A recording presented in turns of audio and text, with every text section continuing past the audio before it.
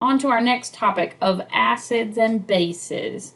Hopefully you remember Bronsted-Lowry is one of the acid-base definitions you talked about a long time ago in general chemistry. What is a Bronsted acid? A Bronsted acid is a proton donor. Proton donor. Remember, this H plus is a proton donor. So back from general chemistry, you hopefully remember that Ka and pKa are things associated with acids and bases. Ka greater than 1 means it's a strong acid. Conversely, pKa, the smaller the pKa, the stronger the acid.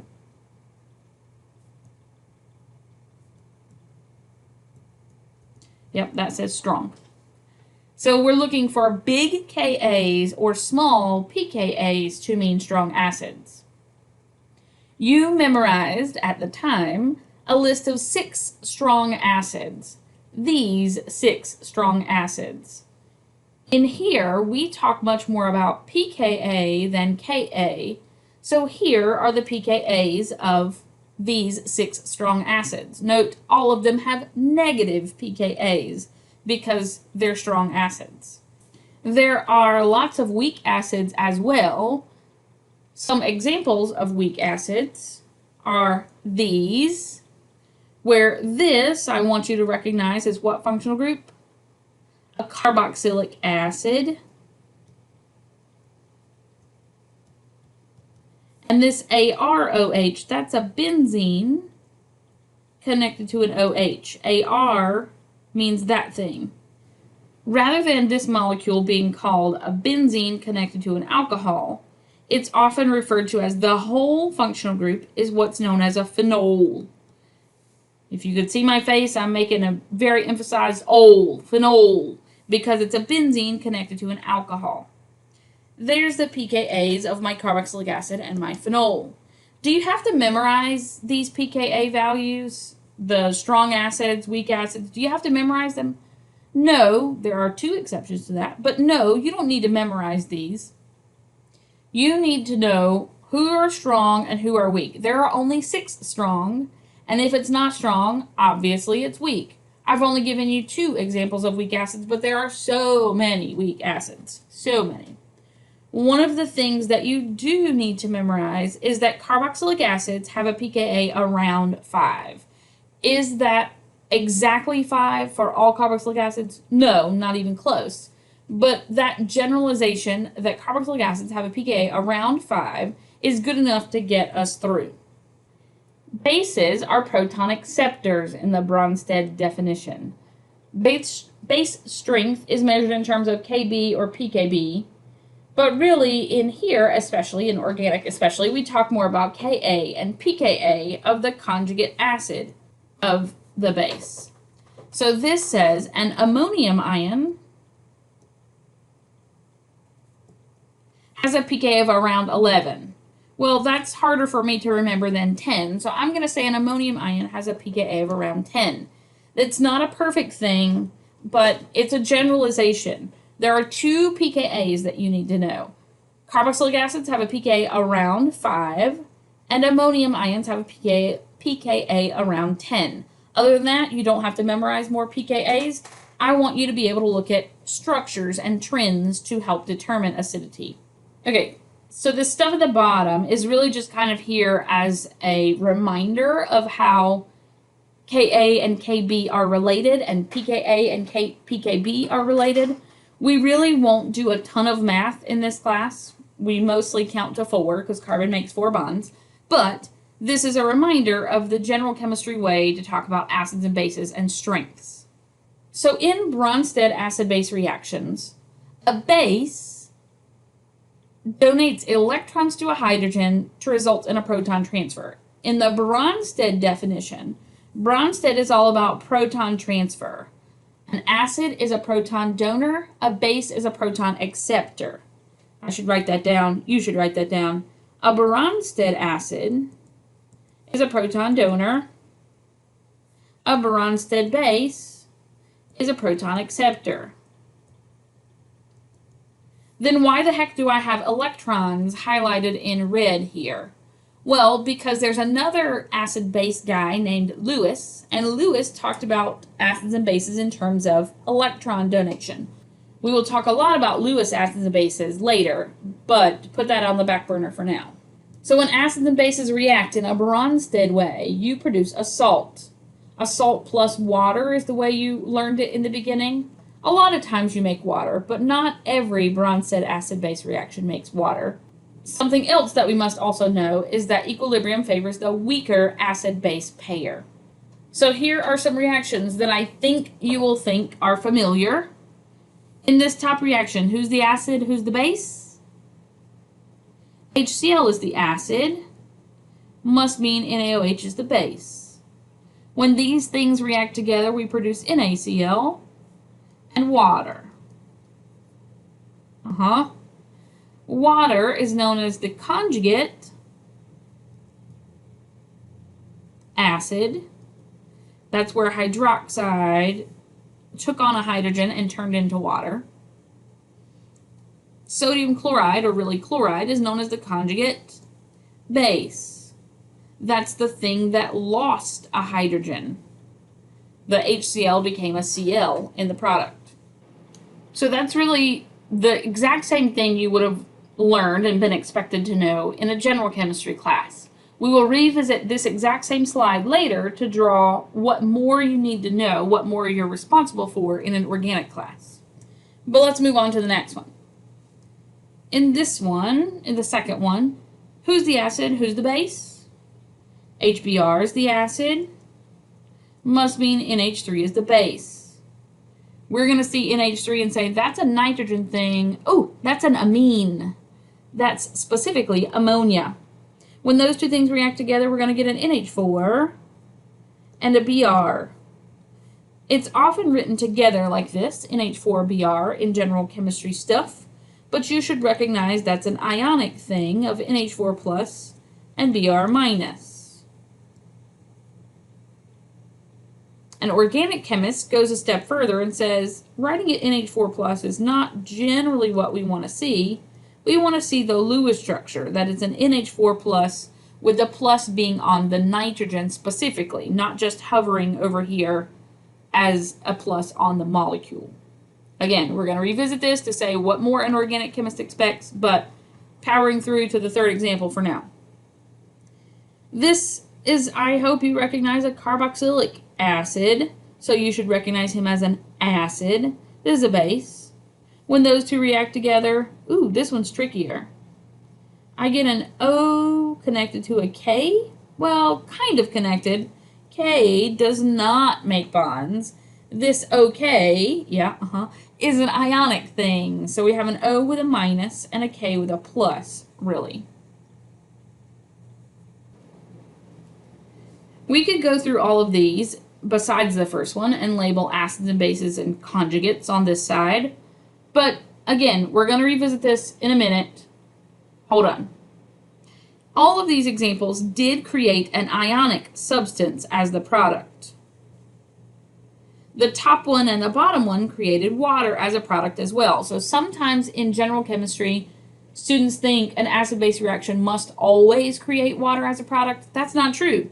This middle reaction is an acid-base reaction, but it did not create water as a product.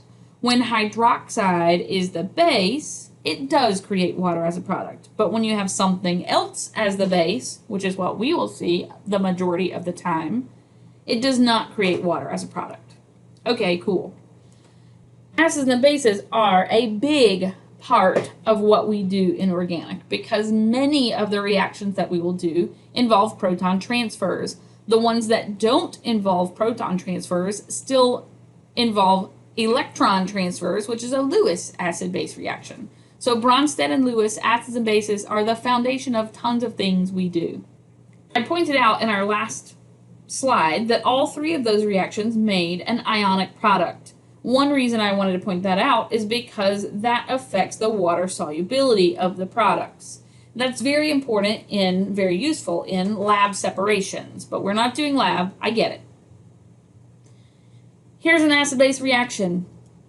Let's draw organic details of what an acid-base reaction should include for us. We're all about the Lewis structures. I don't need to draw this entire Lewis structure over again, but I want to show the bond that's being made between the oxygen and hydrogen here, because I need to show that this ionic sodium hydroxide is used to make a bond to that hydrogen. Yep. We have to draw curved arrows between ionic hydroxide and our carboxylic acid. So electrons go from the base to the H of my acid. Electrons are being donated from hydroxide to the hydrogen, to the proton.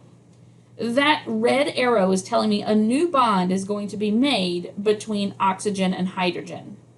That new bond means hydrogen is would be trying to make two bonds.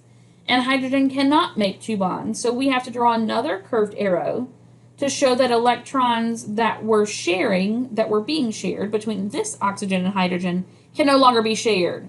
They become exclusively oxygen's electrons. So my product of this, let's get back to blue, my product of this is oxygen that has lost an electron, or lost a proton, and a hydroxide that has gained a proton. If I went back and filled in lone pairs on my original carboxylic acid structure, that thing up top, that oxygen up top, still has two lone pairs. The oxygen over to the side now has an extra lone pair. I've highlighted it in red to say that's the lone pair that came from breaking that single bond. Hydroxide created a new bond. So it had three lone pairs in the beginning, and now hydroxide has become water, and that oxygen has two lone pairs and a brand new bond. Remember, a singly bonded oxygen means a negatively charged oxygen. So, what does all that matter in the context of organic? We talk about molecules and their solubility a lot. This molecule has some hydrogen bonding. Hopefully you remember hydrogen bonding from general chemistry stuff. This molecule has some hydrogen bonding. That's hydrogen directly connected to nitrogen, oxygen, or fluorine. It's got some. So that kind of makes it want to be soluble in water. But all these carbons over here do not have hydrogen bonding. So all these carbons say, I don't want to be soluble in water. This says, I want to be soluble. This says, I don't want to. There's a lot more that say, I don't want to be soluble in water. So this molecule, while it does have a bit of a dipole over here, so it's a little bit polar, this molecule is not water soluble. It would be soluble in organic solvents like ether. But on the flip side, on this product side, this compound is now officially ionic. And ionic compounds, especially ones partnered up with group 1 metal salts, like this one is partnered up with sodium, ionic compounds are water soluble. So this product, yep, water soluble. So that's very useful in a lab setting when you're trying to get one thing away from other things, when you're trying to separate molecules. Okay, so we want to also talk about this in terms of equilibrium. Which side does equilibrium favor? I've drawn this as a single arrow, but it really should be a double arrow. All reactions are officially considered equilibrium, but they just favor one side or another a lot of the time. We said equilibrium always favors the weaker acid-base pair. So in order to decide which side equilibrium favors, I need to label my acid on both sides. Or one of the easiest ways, in my opinion, is to label the acid on both sides. So this is my acid. It's a carboxylic acid. This is my acid. It's a conjugate acid, but it's my acid. It's water. Which acid is stronger, a carboxylic acid or water? You could look this up and determine it mathematically. You know that the pKa of a carboxylic acid is around 5. I'm going to tell you that the pKa of water is 15.7. Equilibrium always favors the weaker acid side. Remember, the bigger the pKa, the weaker the acid. The smaller the pKa, the stronger the acid. So equilibrium favors the products in this reaction. Yeah? Got it. How's about another? If these are my reactants, these are the products I could predict. How did that happen? An organic chemist needs to know how. We need to know details. Well, I'm going to draw H bonded to Cl so that I can draw curved arrows of how this thing takes place. This oxygen has 3 lone pairs and a negative charge. One of those lone pairs donates electrons to the hydrogen. The electrons are donated from the base to the acid. Electrons are donated to the hydrogen. That would make a new bond to hydrogen. Hydrogen can't do that. He can only make one at a time. So I give electrons over to chlorine, making a chloride. That makes this thing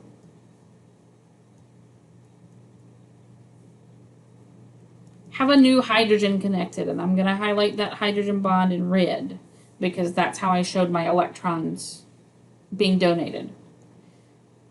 The chlorine becomes a chloride. He had 3 lone pairs when he was associated with the hydrogen.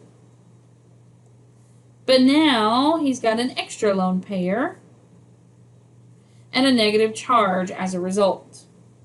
So you might say, it says up here NaCl. It's true. Sodium was not connected to my anion in the beginning. It's not connected to my anion in the end. That sodium is free-floating, just associating with whoever's negative, but he's not making a bond to anybody on either side. So if I considered this reaction equilibrium, the way all reactions are, and I drew the proper forward and reverse arrows for these things, which side does equilibrium favor? To me, the easiest thing to do is look at the acid on both sides and determine who's the stronger acid, because equilibrium always favors the weak acid. So HCl my acid, carboxylic acid my acid. Who's the weaker acid? HCl is one of my 6 strong acids, so it ain't that guy. Carboxylic acids have a pK of around 5, so it's my carboxylic acid. If I wanted to put the numerical pKa's here, it's -7 compared to a pKa of 5. Bigger number, weaker acid. Equilibrium favors the products, for sure. So this, in terms of solubility, this reaction goes from ionic organic molecule, organic thing that is ionic, soluble in water, to reacting with acid, becoming this carboxylic acid, no longer soluble in water. So we use acids and bases to manipulate what our organic molecules are soluble in. An ionic thing, soluble in water. A not ionic thing, especially something like this that has so many carbons, it's too many carbons to be soluble in water. So I think it's important that we be able to recognize which acid is stronger, for one, so that we know which side equilibrium favors, but it's going to help us predict the products of reactions as well when there are multiple acids to choose from. So here's a list that's posted on our Moodle page of things to memorize. Do you absolutely have to memorize this list? No, but I think it's valuable to put some effort into memorizing, and I hate memorizing things, because I think that if you do memorize, it will make answering some questions faster. Note that this list is all about functional groups, and the actual document that's posted on our class page is Lewis structures of those functional groups. So this is alkanes, alkenes, amines, hydrogen, terminal alkynes, alcohols, water, ammonium ions, phenol, carbonic acid, carboxylic acids, hydronium, sulfonic acids, mineral acids. The words I just showed you are this. Do you have to memorize these numeric pKa values? No, you need to know 2 pKa values, and that's it. Ammonium ions, we're going to say, is about 10. And carboxylic acids, we're going to say, is about 5. Yep, that's the only 2 pKa's I need you to know. And look, we didn't even memorize the actual numeric value that's given on this thing. Other than that, you don't need to know the numbers on this, but you do need to know trends and which ones are more acidic than others in order to answer problems like the ones we just presented, as well as others. One more thing about this chart. The things below are the conjugate bases of the things above. So acids are stronger over here. Bases are stronger over here because you know those have an inverse relationship. You remember that much of general chemistry at least, don't you? Yeah. So what happens when you're presented examples that aren't on this chart? And what happens if you haven't memorized this chart? You go through trends in order to help you figure out which acid is stronger. One of the things that affects acid-base strength is formal charge. How does formal charge affect acid-base strength? Acid strength, we'll say. The more positively charged atom, the stronger the acid. So this nitrogen that has a plus is stronger than this nitrogen that's neutral. Remember, we're talking about Bronsted-Lowry acids and bases. Acid means proton donor. Who's more likely to donate a proton? The thing that has an extra proton and a positive charge.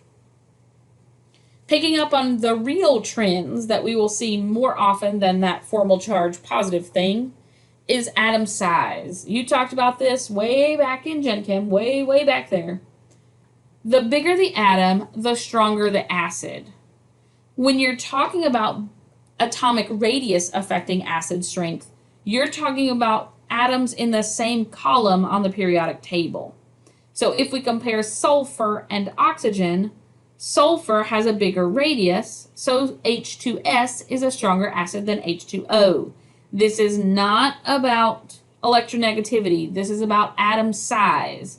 When you're talking about the halogens being connected, HI, I is the biggest radius, so HI is the strongest acid. This is anytime you're comparing down the periodic table. So here's my little crazy periodic table. If you're comparing this atom to that atom, the bottom atom has a bigger radius. Atomic size gets bigger as you go down, and it actually gets bigger as you go across, but that trend isn't important to us in here because we're only talking about things that are upstairs, downstairs neighbors on the periodic table. If you have left, right, next door neighbors, it's about electronegativity. H's on different atoms in the same row, the more electronegative atom is the stronger acid. So that's like HF versus H2O. You're comparing things across the periodic table in this pattern. So this guy compared to that guy, electronegativity goes this way and that way while we're talking about it. But up, down, it's not about electronegativity, it's about size. The more electronegative atom is the stronger acid. You see that again in these examples below. OH versus NH. Which one's the stronger acid? Whoops.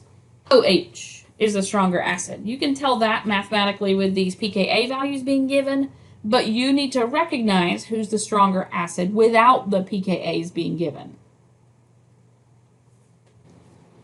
So something that I think is worth pointing out in these bottom examples is you may not recognize it, but in me considering OH versus NH, the very first question I answered without acknowledging it was, within this molecule, which H is most acidic? The H is on carbon or the H is on oxygen? That's actually an electronegativity question also, because carbon and oxygen are left-right neighbors across the periodic table. Oxygen is more electronegative than carbon, so the H on oxygen is more acidic than the H on carbon. So I just automatically assumed that we're considering this H versus that H, but really, more often than comparing two molecules, we have to compare within a single molecule which H is actually the acidic one. And that's this one and that one in this other example. What about hybridization? How does hybridization affect acid strength? More S character means stronger acid. So if we consider these three examples below, this carbon is what hybridization? sp. This carbon is sp2, and this carbon is sp3. More S character, stronger acid. Something that's sp is said to be 50% S and 50% P character. It's a 50-50 mixture of S and P. Something that's sp2 is 33% S character and 66.667% P character, because there are two P's and one S that make up that hybrid orbital. Something that's sp3 is said to be 25% S and 75% P. So this list is written in order of decreasing S character. So it's written in order of decreasing acid strength. The alkane,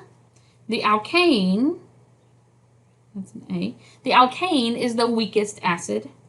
The alkene comes next, and the alkyne is the most acidic. Note this is called a terminal alkyne because there's a hydrogen on one of the ends of the alkyne. This rule about hybridization gives you the example of carbon different hybridization states, but this rule applies whether it's carbon or oxygen or nitrogen or whatever atom you're talking about. The more S character it has, the stronger the acid. So what about induction? What the heck is induction? Induction is electron pull through sigma bonds.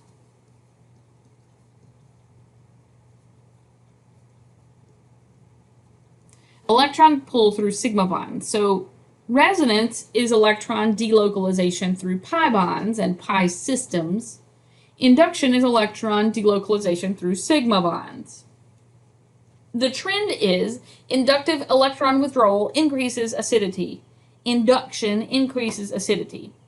So if we look at the examples below, these all have carboxylic acid functional groups.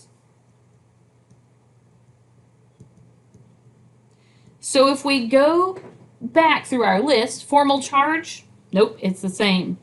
Atom size, nope, it's a hydrogen connected to an oxygen in all of these examples. The acidic hydrogen that we're talking about is connected to an oxygen. Electronegativity, same deal, it's all connected to oxygen. Hybridization, they're all carboxylic acids, they all have the same hybridization. So if we go through our whole list, there's nothing so far that decides them, so apparently induction is what decides the different acidities here, because they are obviously different acidities. So what's different about these structures? There's a fluorine, a chlorine, a bromine, an iodine, a nothing / a hydrogen.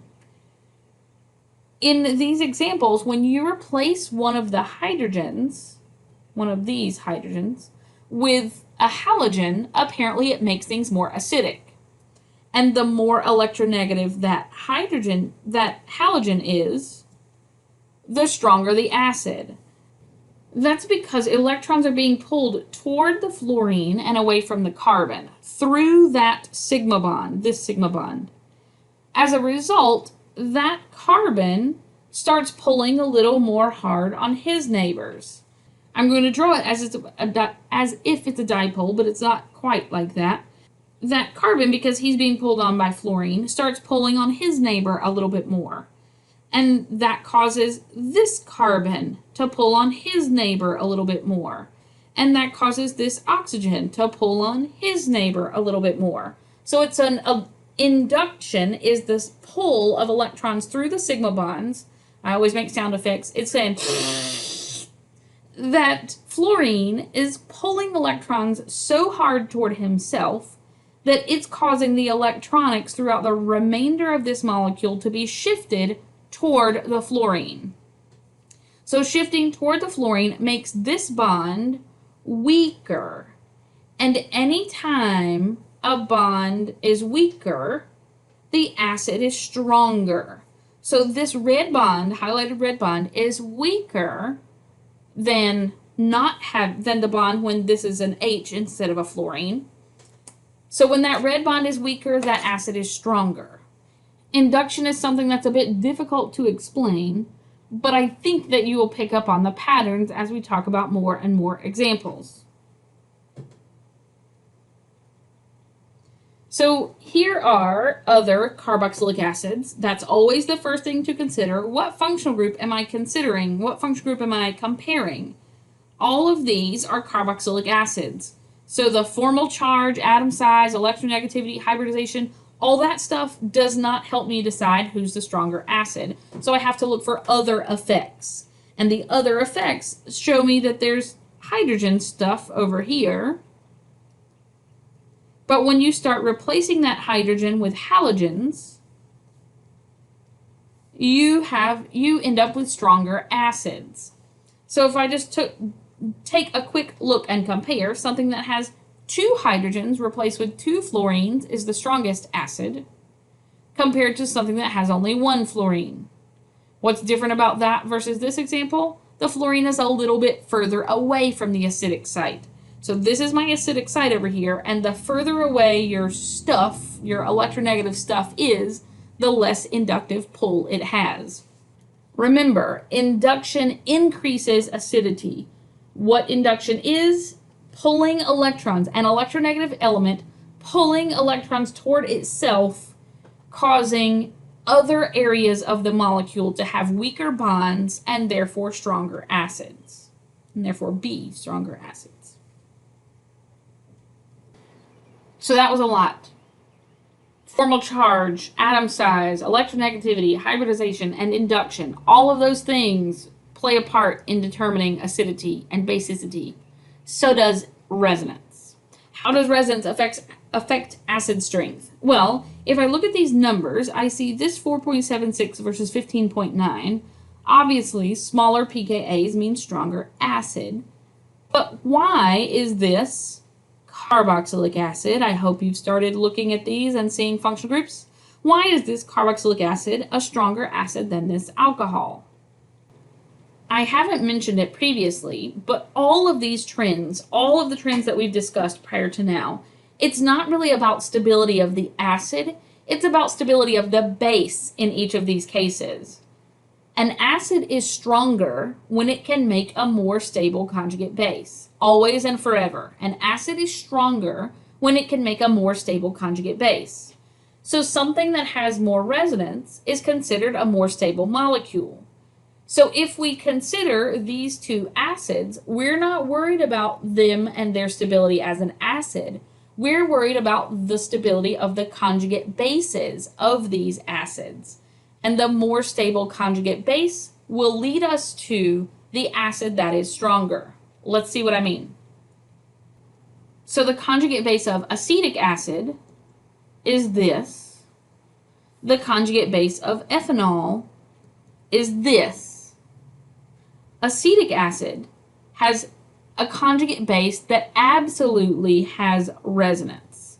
The resonance form of that acetate, the resonance form of that acetate ion is this.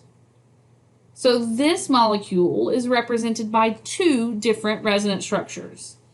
Can this molecule have resonance? Nope. Because these carbons are both sp3 carbons, they cannot accept electrons from that oxygen. So there's only one molecule, one Lewis structure for this guy.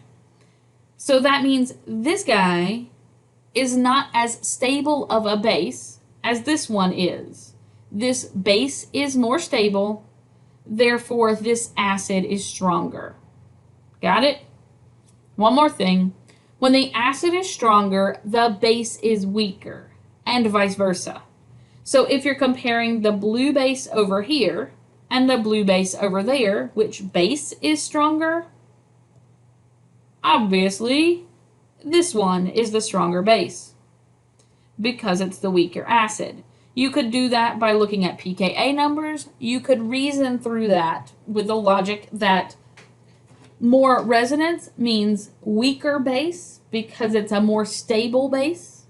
So that means stronger acid. So something that does not have resonance is always going to be a stronger base than something that does have resonance. Hopefully that wasn't too confusing. Let's see some examples. Which of these acids is stronger? First of all, you need to recognize they're an acid. These are acids. This OH is the acid that's in consideration, under consideration. In order to talk about strength of acids, you need to compare formal charge, the same. Atom size, the same. Electronegativity, you guessed it, the same. Induction, there ain't no difference here. Oh, I forgot hybridization. We'll talk about that one.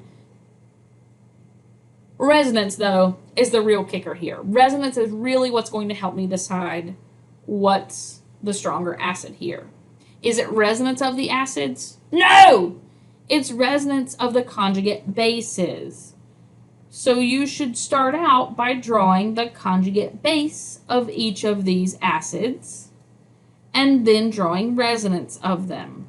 I think you need some practice with resonance, so I'm not going to draw these.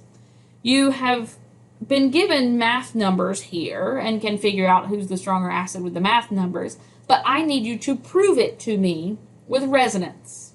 Good luck. Well, let's do one more, or let's talk about one more example. These are not bases. These are acids. How do I know these are acids? I'm all about functional groups. And I see an N with a plus, and I say, oh, these are ammonium ions. And ammonium ions are nitrogen with pluses. Ammonium ions are the conjugate acids of amines. So these are acids. Which acid is stronger? I can look at them numerically and say, this acid is stronger. So I'm going to draw this guy over here as an answer. Which conjugate base is stronger? That means I need to be able to draw the conjugate bases for one.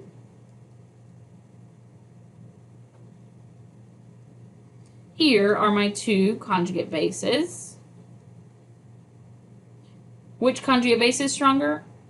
Weaker acids make stronger bases. So this is my stronger conjugate base. No circle in the middle on this guy. Why?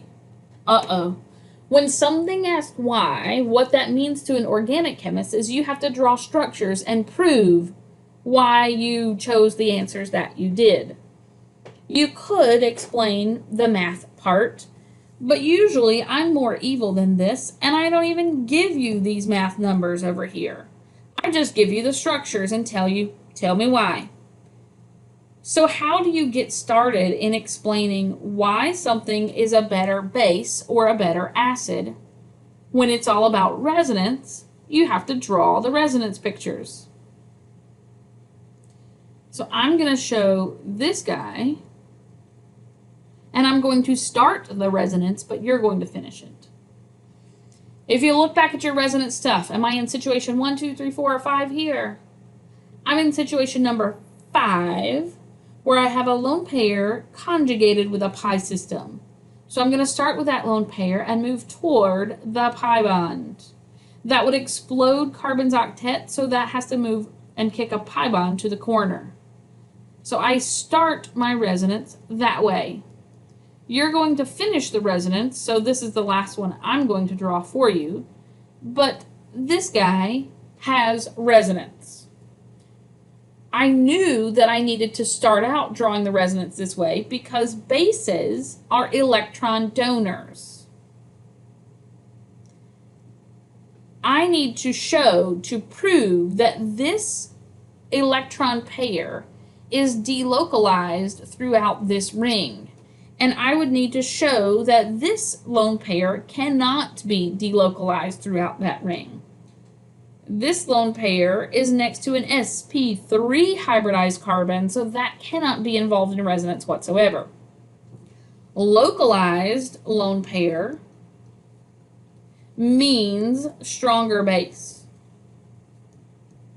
And stronger base means weaker acid. Localized electrons means stronger base.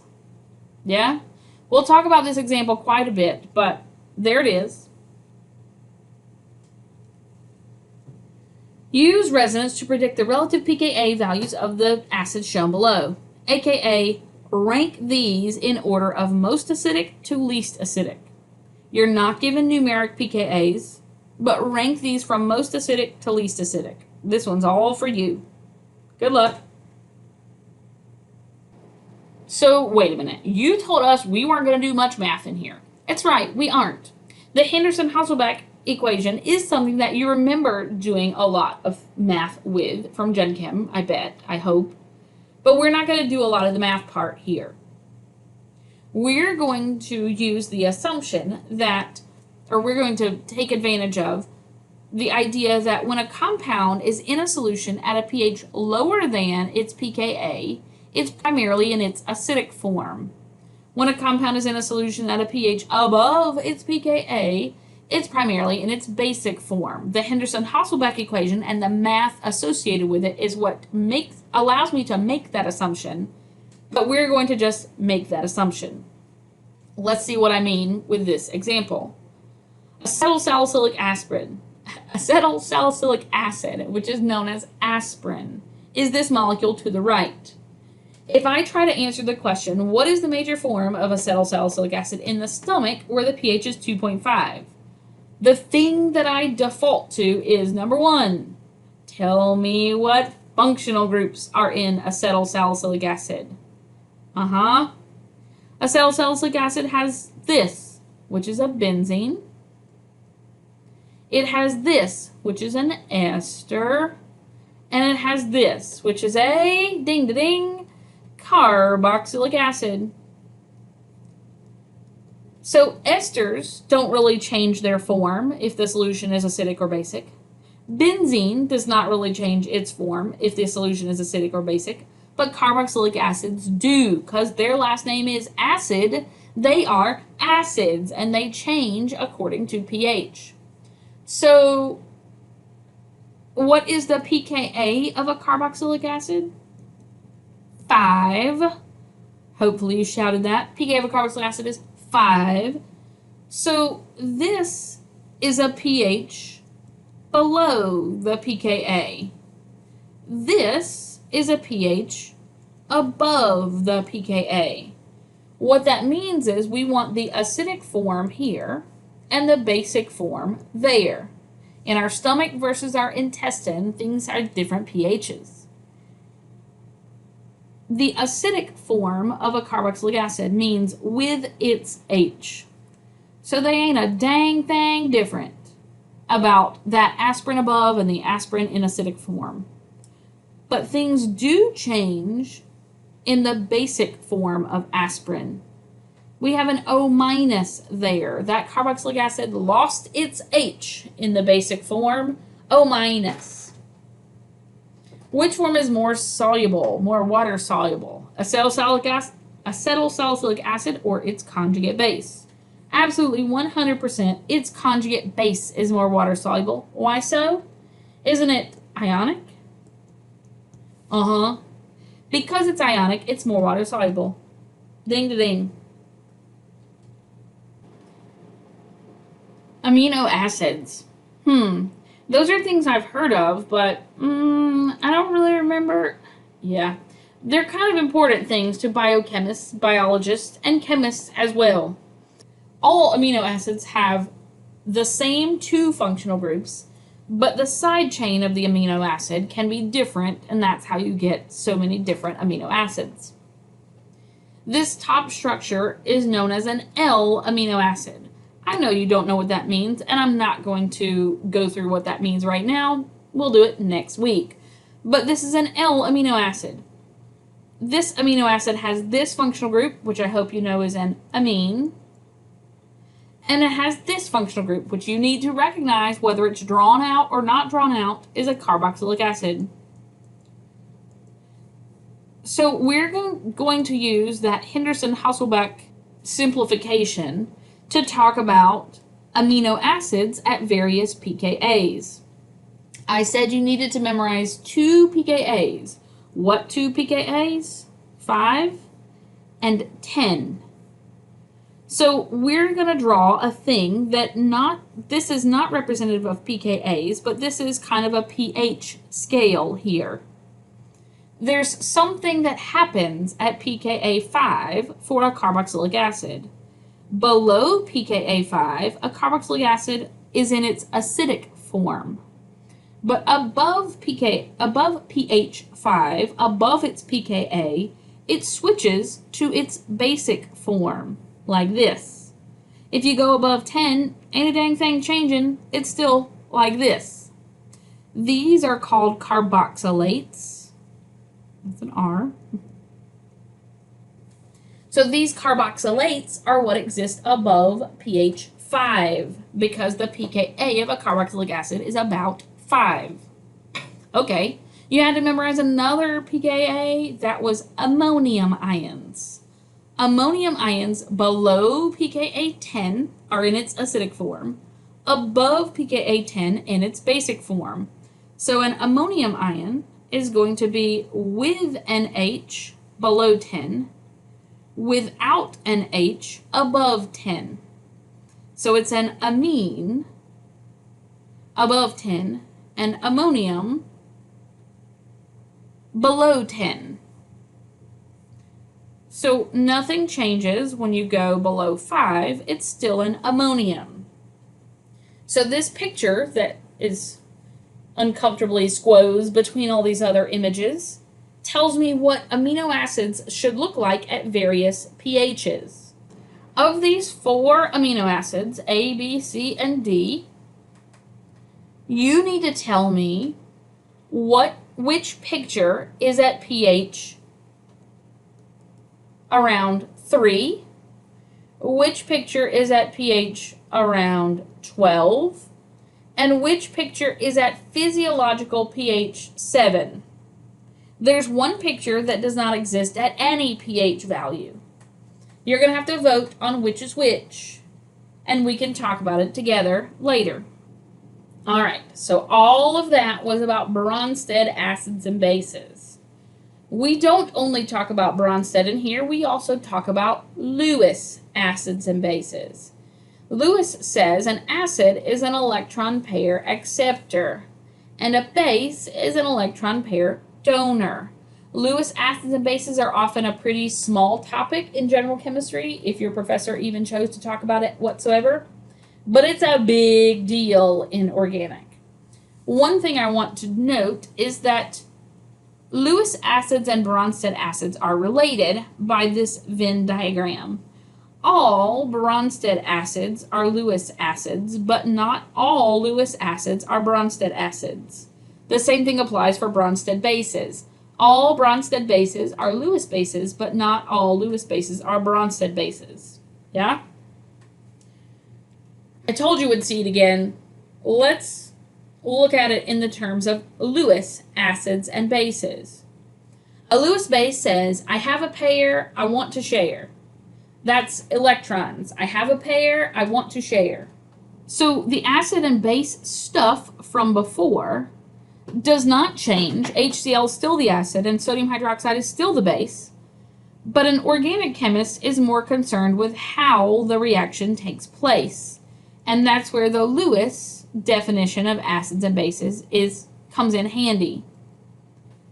Because the Lewis definition is all about electrons and curved arrows are moving electrons, we use the Lewis definition much more fluently than the Bronsted. Electrons from my base get donated to my H of my acid. That bond has to be broken to give electrons to the chlorine to make a chloride.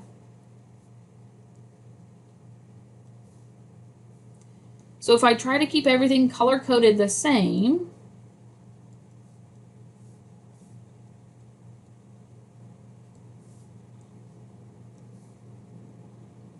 I have a brand new blue bond between oxygen and hydrogen, and a brand new blue lone pair on the chlorine, making him a chloride. Chloride with a minus. This is the details that an organic chemist wants. Sodium up here, he's a spectator. He's an Na plus in the beginning. He's an Na plus in the end. We, organic chemists, often totally neglect the sodium. We kind of pretend he's not even there. This act of curved arrows showing reactions like this is called a mechanism. We will draw so many mechanisms throughout this course. Let's do another one. We'll do it a little bit faster since we've already talked about this reaction. A Lewis base says, I have electrons and I want to share. I have a pair, I'm ready to share. Electrons are donated from the base to the acid. H can only make one bond at a time, so you have to break that Br bond.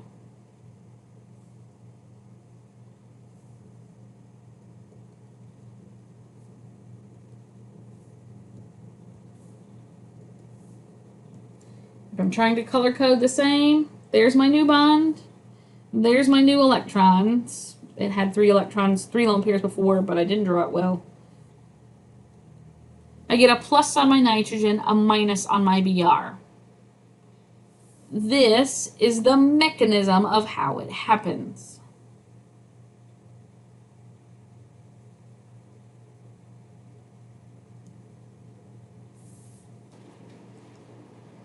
And the last one, electrons are shared from the hydroxide, from the base.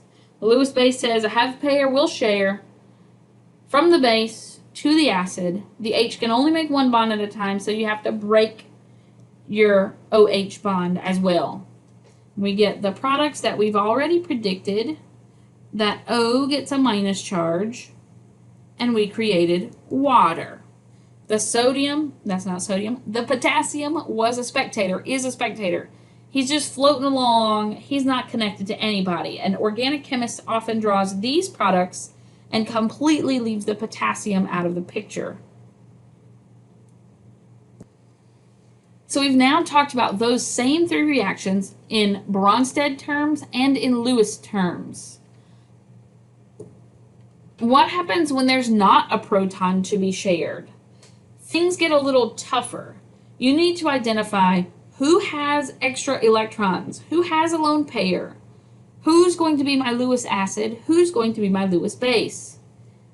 BF3 is a boron with 3 fluorines, and that leaves that boron without an octet. So if you look back at the list, Lewis acids are often things without an octet. So that boron, BF3, is my Lewis acid. It's specifically boron that has less than an octet. Ammonia, that nitrogen, it's an amine. A nitrogen with a lone pair is a Lewis base. Has pair, will share. This lone pair gets donated to the boron. The base donates electrons to the acid. But this one is finished at this point. The base donated electrons to the acid, and that's all that needed to happen. Because did that acid, when it accepted electrons, did it exceed boron's octet? Nope. So if you didn't exceed the octet, you don't need to break a bond. You just make a new one. So this is my new bond that was made between nitrogen and boron. Nitrogen is now making 4 bonds. He's in group 5, he's making 4 bonds, he's a plus. Boron is in group 3, and now he's making 4 bonds, he's a minus. This is the product of that acid-base reaction, and that's all. Okay, let's look at the next one. What about when I have aluminum trichloride, AlCl3? Aluminum is actually boron's downstairs neighbor. This aluminum does not have an octet. So this aluminum is my Lewis acid. Must mean this guy's my Lewis base. So I'm looking for something that has a lone pair and will share. Chlorine is the thing that has a lone pair. Carbon does not have a lone pair, but chlorine does. So chlorine can donate some of its electrons to aluminum. If I donate electrons to aluminum, I am not completely transferring electrons. I am donating in order to share with aluminum. Does that exceed aluminum's octet? Nope. So the chlorine gets attached to the aluminum, but it doesn't break off from the carbon. You just make a new chlorine aluminum bond. This one. Chlorine is now making 2 bonds. He doesn't love that. He has to tell us he doesn't love that with a positive charge. He's still got 2 lone pairs. Chlorine's in group 7. Here he's got 6 electrons. He's positive. Aluminum's in group 3. Here he's got 4 electrons. He's negative. Whoops. He's negative. Lewis acids and bases. Protons are not moving around. Only electrons are moving around.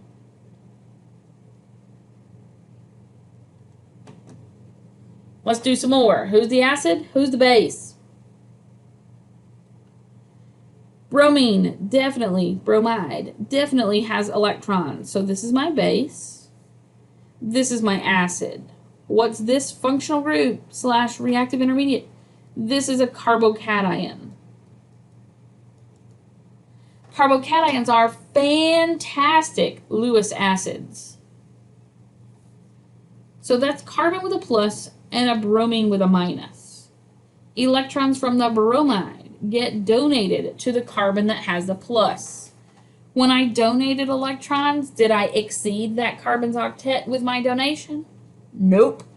Therefore, I just made a new bond, and this is my final product. That's it.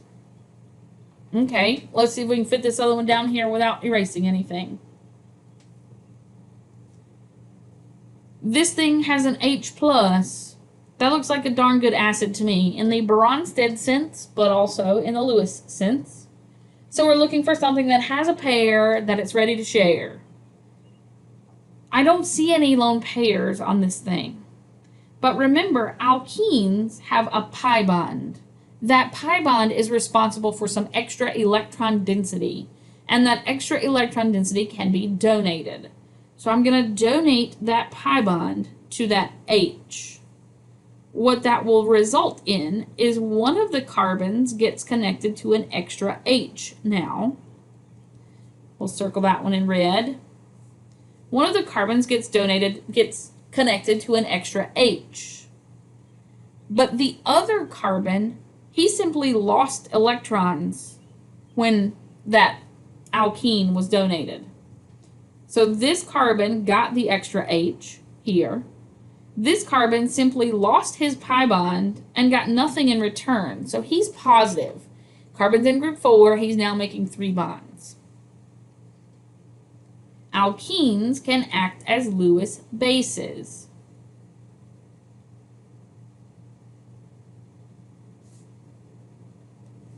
And finally, this one. Who's the acid, who's the base in this one?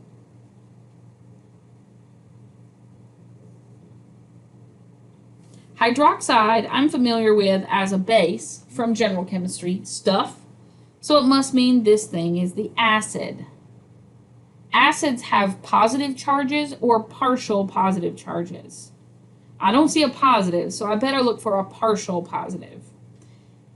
I know that bromine is very electronegative. So bromine is going to be pulling electron density toward himself and away from the carbon. That causes this carbon to be partially positive. Partial positive carbon means acidic carbon, a Lewis acidic carbon. So my base is going to donate electrons to that partially positive carbon. Do I exceed carbon's octet if I make a new bond right there? I definitely do. So you also break off the bromine at the same time.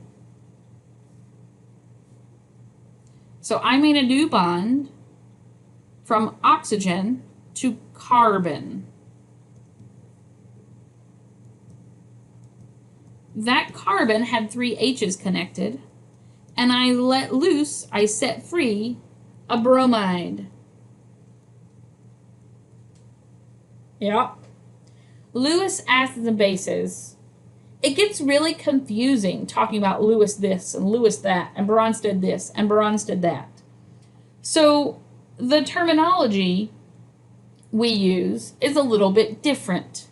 I went through all of those examples talking about Lewis acids and Lewis bases, but really, in this class, when we say base, we almost always mean a Bronsted base.